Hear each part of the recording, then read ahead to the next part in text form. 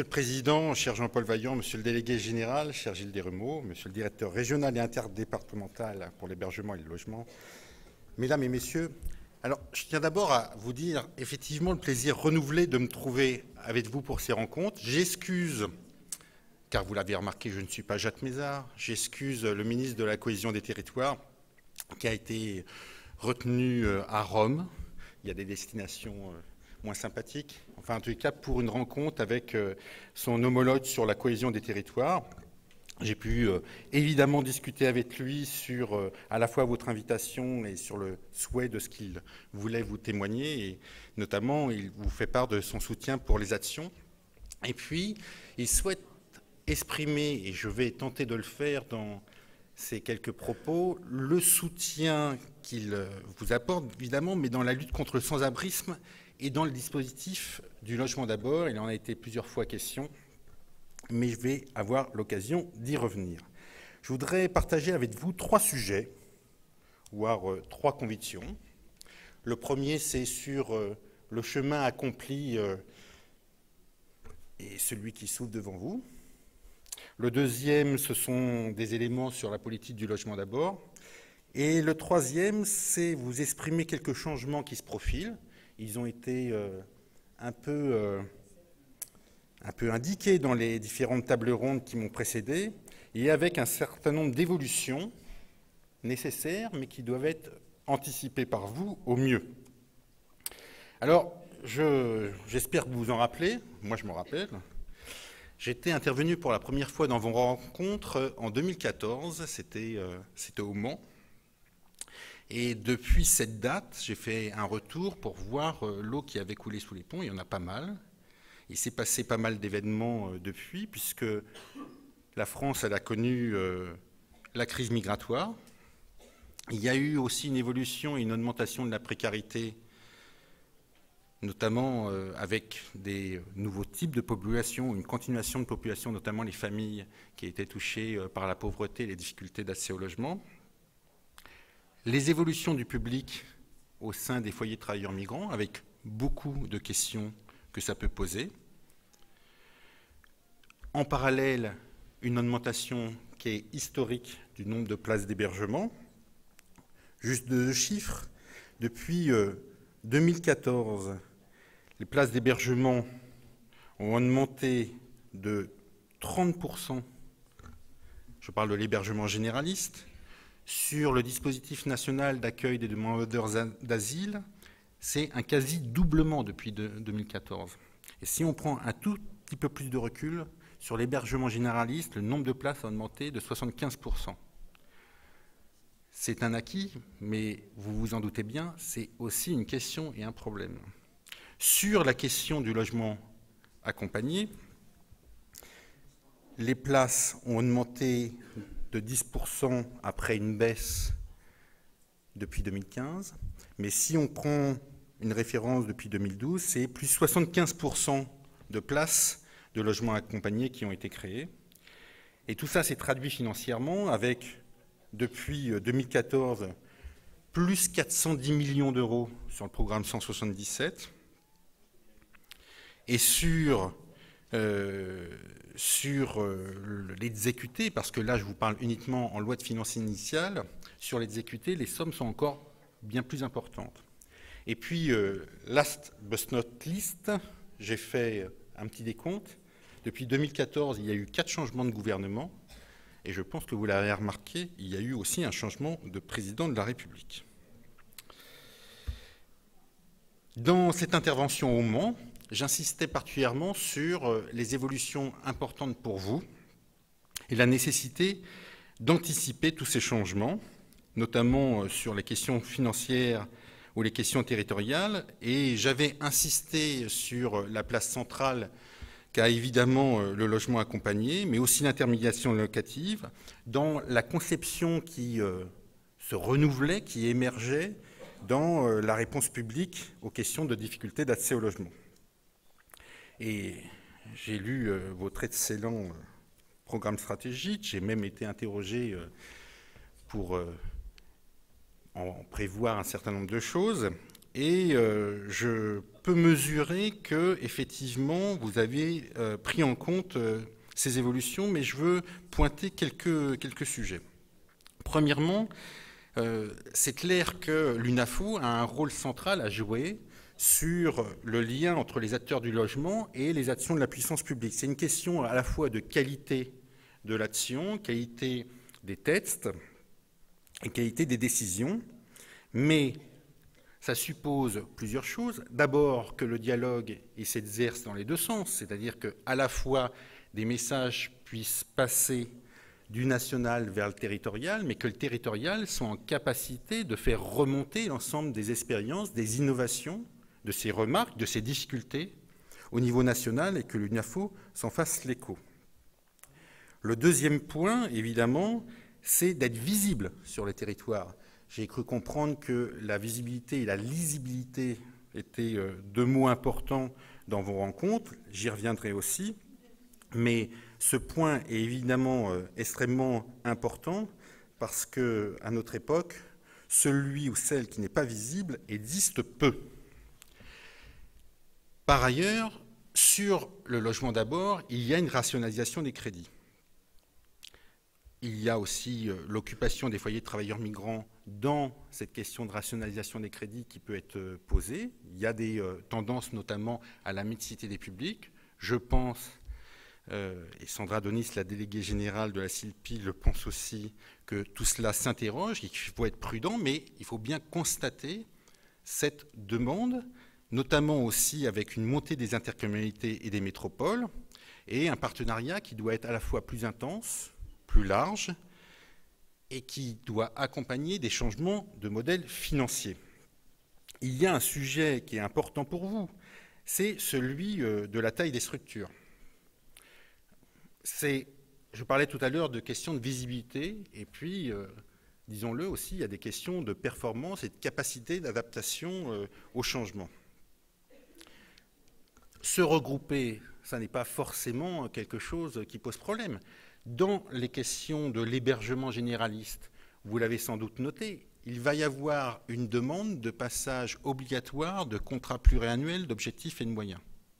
Ces CPOM, forcément, ne serait-ce que par leur technicité, par les questions d'indicateurs et leur remontée que ça demande, exigent nécessairement une capacité sur le terrain à pouvoir les écrire, à pouvoir les négocier, à pouvoir y mettre l'ensemble des objectifs qu'on souhaite poursuivre.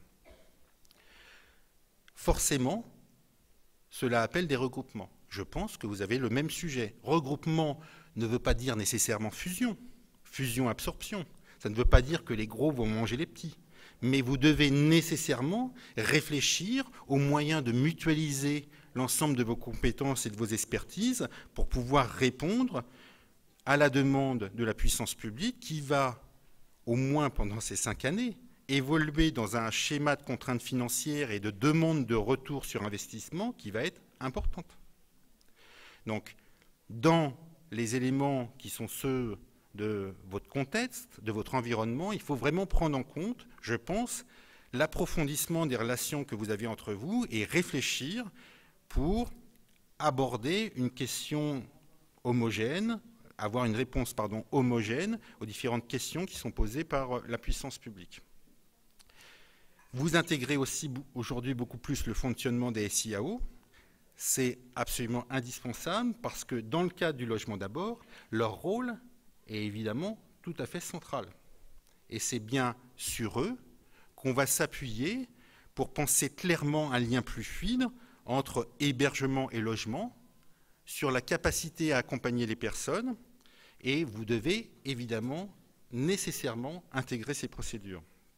Donc moi j'attends, ça sera la fin de mon premier point, j'attends de votre fédération et de vous-même à la fois une vision globale des enjeux, et en particulier une capacité à innover, à essaimer, à se tromper parfois, comme ça a été dit, mais pouvoir mettre en œuvre des nouvelles pratiques et des nouvelles politiques. Le rôle de l'UNAFO, de mon point de vue, d'où je me place, c'est de faire prendre conscience des besoins de changement, de les accompagner, d'accompagner les adhérents dans l'animation et dans l'information et de se faire l'écho de l'ensemble des sujets qui peuvent se poser sur le terrain par rapport à des nouvelles politiques publiques qui sont en place.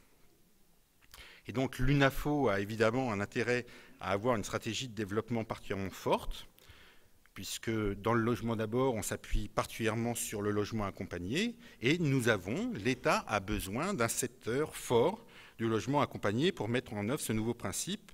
C'est vraiment une clé dans la crise actuelle de la fluidité de l'hébergement d'urgence vers le logement.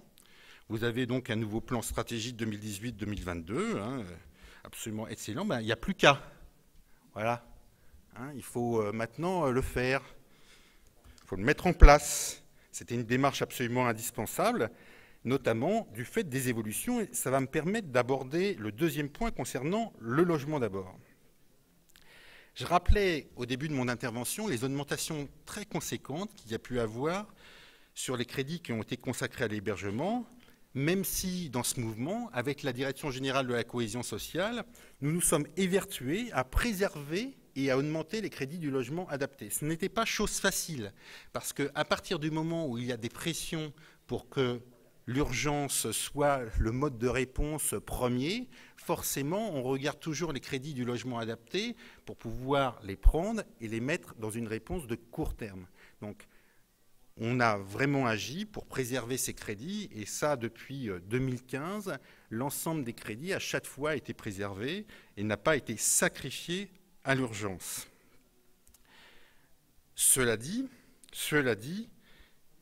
il est clair qu'il y avait nécessité d'apporter une réponse structurée à cette question d'augmentation d'urgence. On a eu des premières réponses qui étaient le plan de réduction des nuitées hôtelières, sur lequel on a parfois glosé, puisqu'il s'agissait de réduire l'augmentation, il l'a ramené à zéro, mais c'est ce que nous sommes en train de faire, et maintenant nous allons baisser ce recours aux nuitées hôtelières. Il y a eu le plan de prévention des expulsions, le chez-soi d'abord, et tous ces éléments ont constitué une étape préalable qui prend aujourd'hui tout son sens et qui sont en cohérence avec la réforme structurelle qui est le logement d'abord.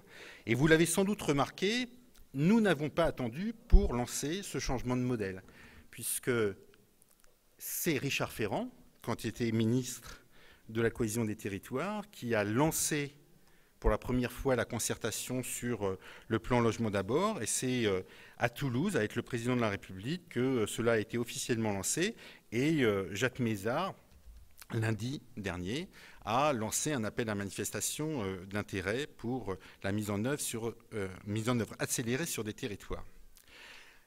J'insiste sur le fait que c'est un plan ambitieux. On ne le dit pas assez, mais il n'y a pas d'autres pays en Europe de notre taille qui se soient lancés dans une politique nationale du logement d'abord. Je sais bien qu'il y a la Finlande. Vous me permettrez de ne pas confondre exactement la situation finlandaise avec la situation française. Il y a le Canada. Je vous invite à regarder leur nouvelle stratégie, d'ailleurs, qui est particulièrement intéressante. On la trouve sur Internet, mais ce n'est pas le même continent. Et donc, on a aujourd'hui, en France, un changement considérable qui se veut structurel sur la manière de penser l'ensemble des politiques d'hébergement, de réponse à l'urgence sociale et l'accès au logement. C'est aussi ambitieux en termes de chiffres. 40 000 logements PLAI par an, ça fera 200 000 sur le quinquennat, 40 000 places en intermédiation locative, 10 000 logements en pension de famille, le développement des logements conventionnés très sociaux de l'ANA, la relance par une amélioration des critères et de sélection et des règles pour le PLAI adapté, les 10 000 logements accompagnés et le plan considérable pour faciliter l'accès au logement des jeunes. Alors, bien sûr, du point de vue de l'investissement et de la construction, nous sommes dans une période qui, je pense, vous l'avez remarqué, qui tangue un peu. Bon. Mais de toute façon, tout cela devra atterrir parce qu'on est embarqué sur le même bateau. On ne peut pas en rester là. On partage les mêmes valeurs, les mêmes objectifs. Donc moi, j'ai confiance sur le fait que ces éléments-là vont pouvoir être mis en place. Il peut y avoir des retards, mais le président de la République, les ayant annoncés, je peux vous assurer qu'il les regarde de très près. Il est particulièrement... il suit particulièrement tout ce qu'il annonce et s'arrange avec les services pour que ce ne soit pas oublié. Alors, si cette ambition elle est grande, elle doit être nécessairement partagée. Alors, c'est vrai que l'UNAFO a été aussi très motrice, parce que le plan logement d'abord, ça ne date pas d'aujourd'hui, hein, c'est Benoît apparu en 2009, il ne faut pas l'oublier, mais il faut aussi en tirer quelques éléments voilà, de réponse par rapport à cette ambition qui s'est manifestée en 2009 et qui n'a pas pu complètement éclore. Alors, premièrement, c'est vrai que ça a été une difficulté sur les problèmes d'articulation des différentes temporalités. L'erreur à l'époque a sans doute été de vouloir baisser immédiatement l'hébergement, alors même que la production de logements abordables ne peut pas suivre ce même rythme. Donc là, dans le plan logement d'abord, on est sur un décalage sur la réduction des places d'hébergement. D'ailleurs, j'en profite pour le dire, il ne s'agit pas de tuer l'hébergement d'urgence. Sur 5 ans, au final, il y aura moins 20 000 places par rapport à la situation actuelle. Moins 20 000, nous sommes dans cette période environ à 130 000. Donc vous voyez que c'est un effort important, mais c'est bien l'idée de recentrer l'hébergement d'urgence sur ses missions. C'est surtout pas de supprimer totalement l'hébergement d'urgence. Ce serait absurde. Et on est sur des évolutions qui me semblent tout à fait raisonnables. Le deuxième sujet qui a posé des problèmes, c'est que sans doute les esprits n'étaient pas totalement prêts.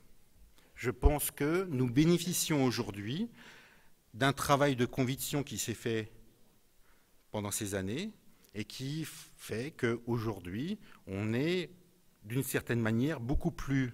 on reçoit beaucoup plus facilement cette question du logement d'abord.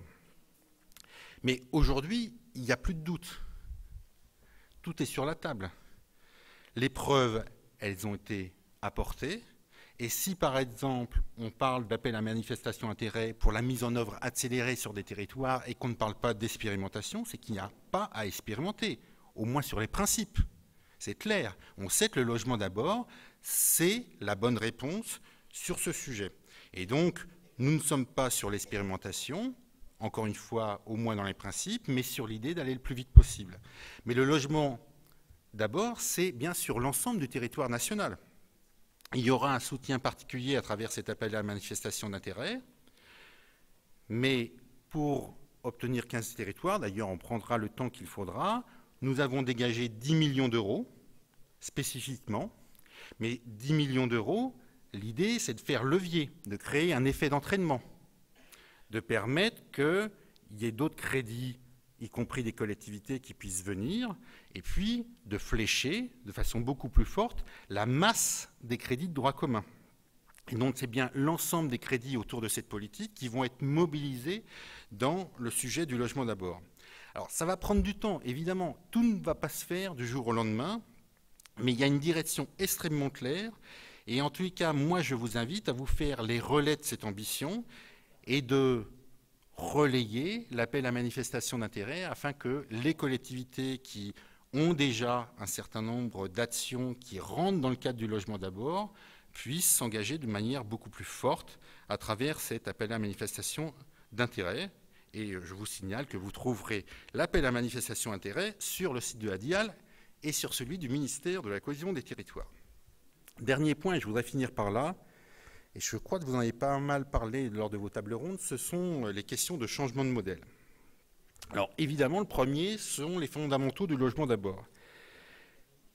D'abord, c'est la fin des démarches en escalier. Tout est tourné vers l'accès le plus rapide au logement. Dans les règles actuelles d'accession au logement, il n'y a pas de changement de ce point de vue-là. L'idée, c'est aussi de redonner sa vocation à l'urgence. Ce n'est pas une disparition, je le répète. C'est aussi une plus grande territorialisation.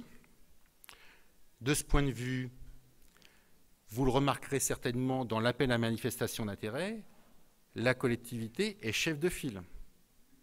Ça se fait totalement avec l'État, mais c'est bien une collectivité territoriale qui est chef de file. Donc, nous sommes dans un cadre qui est défini pour cet appel à manifestation d'intérêt, mais il n'y a pas les détails. Tout est inventé sur le terrain, en partenariat avec les usagers. Donc c'est aussi une politique qui se veut à la fois décentralisée et déconcentrée. Et puis, il y a la question de l'adaptation de l'accompagnement social. Le logement d'abord, et vous le savez, vous êtes les mieux placés pour le savoir, le logement d'abord, il ne fonctionne qu'à partir du moment où on arrive à adapter l'accompagnement. Ce qui va être véritablement compliqué, et je pense que ça va être le défi et le challenge sur le terrain, c'est de construire cet espace où on va pouvoir utiliser l'ensemble des crédits qui permettent l'accompagnement social pour une réponse adaptée aux besoins des personnes. C'est vraiment l'idée du logement d'abord. Si les personnes vont directement dans le logement, c'est qu'à un moment donné, on a été capable d'estimer quels étaient leurs besoins en termes d'accompagnement. Il peut être d'ailleurs égal à 0, il peut être important, mais qu'on dépasse les différents strates des procédures ou les différents silos des compétences. Il y a évidemment le FSL, souvent d'ailleurs délégué aux métropoles. Ça tombe bien, les métropoles, elles sont intéressées pour aller sur l'appel à manifestation d'intérêt. Il y a la VDL, il y a les actions des CCAS ou des CIAS, il y a le travail social des bailleurs. Voilà. L'idée, c'est bien d'essayer de trouver une modularité pour qu'il y ait une cohérence d'action vis-à-vis de notre volonté d'accompagnement social adapté. Et ça va être compliqué. Parce que précisément, ces différentes strates se sont construites contre ou pour combler des manques. Et là, on demande tout d'un coup de pouvoir se mettre en cohérence et de pouvoir aller dans le même sens. Donc, c'est un changement et c'est au territoire de trouver la manière de procéder. Je pense que les SIAO seront une structure majoritaire, mais nous n'avons pas fermé la porte. Tout est possible. Simplement, il y a un souhait, c'est de ne pas rajouter au millefeuille qu'il y a sur le terrain et d'essayer de s'appuyer le plus possible sur les structures existantes. Deuxième changement de modèle, mais là je serai très rapide. Les conditions du financement du logement social, elles évoluent. Ça a été dit, je crois bien que vous l'avez remarqué. Et moi, je ne souhaite pas exposer les discussions en cours et leur complexité, mais c'est clair qu'il faut réfléchir à la modification des modèles de financement, des coûts d'investissement, réfléchir au travail avec les foncières. Il y a des start-up qui commencent à investir sur l'achat dans le privé pour aller vers l'intermédiation locative. Ce sont des modèles d'ailleurs qui existent à l'étranger, qui ont des petites rentabilités et qui fonctionnent. On parlait tout à l'heure des contrats à impact social. Il ne s'agit pas de tout modifier demain. Et évidemment, il devra y avoir encore un soutien et une subvention publique, le plus possible, je l'appelle de mes voeux.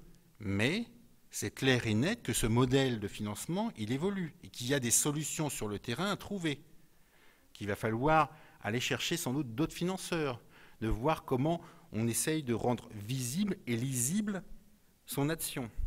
Sur ce plan-là, la question de l'évaluation de votre rapport, du travail social, de l'accompagnement, elle est absolument essentielle.